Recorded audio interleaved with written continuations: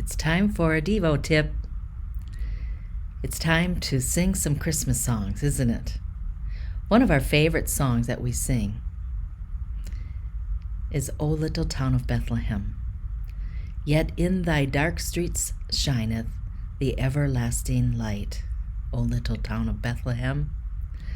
Why are the little town's dark streets often left out of the Christmas story? Well, it's because Herod the Great sent death squads to slaughter all of Bethlehem's baby boys, all under the age of 2. Herod targeted one baby to assassinate, but it was the little peasant boys that ended up as collateral damage. Herod the Great was not great. He was Herod the Creep. Now, there are actually 6 different guys named Herod in the New Testament. Herod Archelaus, Herod Antipas, who killed John the Baptist and was present at the trial of Jesus, Herod Philip, Herod Agrippa I, Herod Agrippa II, who presided over Paul's trial, and of course, Herod the Creep.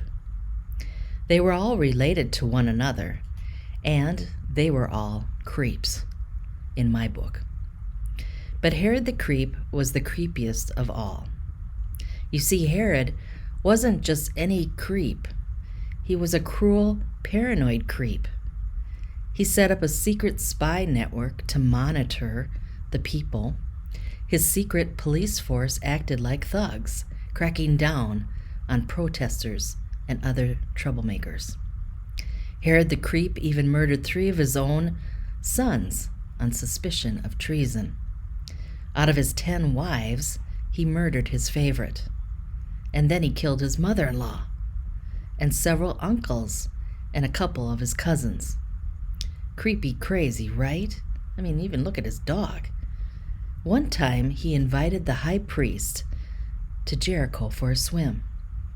And while playing a rowdy little game of water polo, the creep drowned the priest.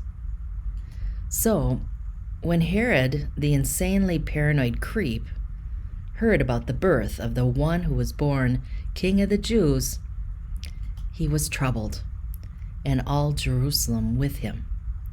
Jerusalem's citizens knew all too well how dangerous life could be when this whack job felt threatened. But God brings down the mighty from their thrones, Mary said. Herod the Creep was found dead less than 2 years after the birth of Jesus. There is justice in the world. Yet in thy dark streets shineth the everlasting light.